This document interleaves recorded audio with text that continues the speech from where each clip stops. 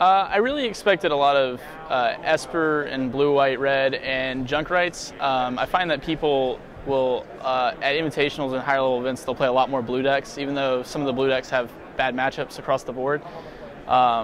So I built my deck to beat more of the Esper and the blue, white, red, and the aggro decks, and I was hoping to avoid the Junkrites decks that I expected to pop up. But those are the main decks that I expected to be here. My biggest mistake, the one I can remember most readily, is I played against Prozac in the first round of Standard, so round 13, and I was really excited. I was really trying to position an Aurelius Fury in Game 2, and I never drew it. So in Game 3, when I had the Aurelius Fury and I was able to position it, I assigned the damage in such a way that I left him at 1 life point, and I had to draw into something to beat him. Instead of just being able to kill him with just the Aurelius Fury. So I was just really hasty about assigning it, and normally I think really hard about before I play spells, and because I was so excited about the card, and when I hit it, I just played it wrong. But I still won the match because I drew into other cards, but that's probably my biggest mistake.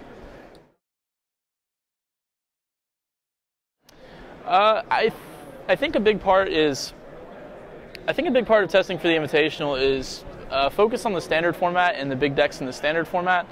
And also try to figure out what the decks the best players are going to play.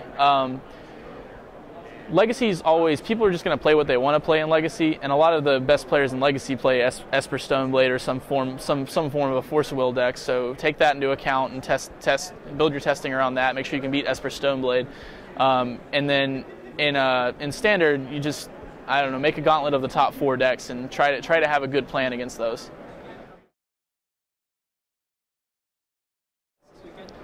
Definitely taking every round one by one. I constantly was just, every time I would finish a round, I would go take a break, drink some water, and not think about it as the tournament as a whole. Just being able to just take one round, celebrate my win that round, and then go on and win the next round, and just pace myself instead of thinking about the tournament or thinking about the prize or thinking about top 8ing. I just thought about winning the next round. It's got to be an artifact. I'm a huge fan of Tezzeret, so the only artifact creature I can think of is 1/1 blue Thopter from Thopter Foundry, or we can go with the 0/1 artifact Homunculus from Shards, but definitely an artifact creature.